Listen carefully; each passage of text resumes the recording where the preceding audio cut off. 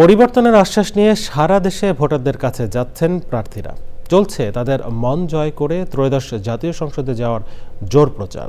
ভোটের উৎসবে প্রার্থীরা সন্ত্রাস মাদকমুক্ত আধুনিক ও স্বনির্ভর এলাকা গড়ার প্রতিশ্রুতি দিচ্ছেন।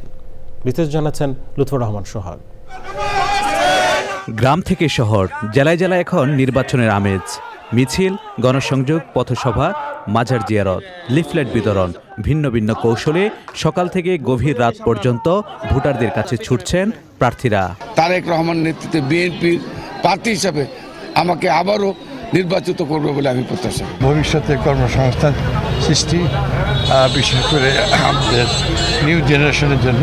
প্রচার লড়াইয়ে জনসমর্থন নিজের দিকে টানতে প্রার্থীরা দিচ্ছেন নানা প্রতিশ্রুতি। সবাই শান্তিতে বসবাস করতে পারবে, একটা সাম্যতা সৃষ্টি হবে দেশের মধ্যে। এর জন্যই ইনশাল্লাহ সন্ত্রাস মুক্ত দেশ গড়বে, ইনশাল্লাহ চাঁদাবাজ মুক্ত ইনশাল্লাহ দেশ গড়া সম্ভব হবে। এর জন্য হাত পাকা পকে সবাই ভোট দিবে। বর্তমানে যারা চাঁদাবাজি করছে তারা কিন্তু মাদক ব্যবসার সাথে জড়িত আছে। একটা প্রবলেম সলভ করলে দ্বিতীয় প্রবলেমটাও সলভ হয়ে যায়। প্রার্থীদের সঙ্গে প্রচারের দৌড়ে আছেন দলীয় নেতাকর্মী ও পরিবারের সদস্যরা। পিছিয়ে নেই স্বতন্ত্র প্রার্থীরা। শুধু মুজিবুর রহমান সরোয়ার না, সারা বাংলাদেশ থেকে ইনশাল্লাহ আমরা আশা করব ধানের শীষ বিপুল ভোটে জয়লাভ করবে।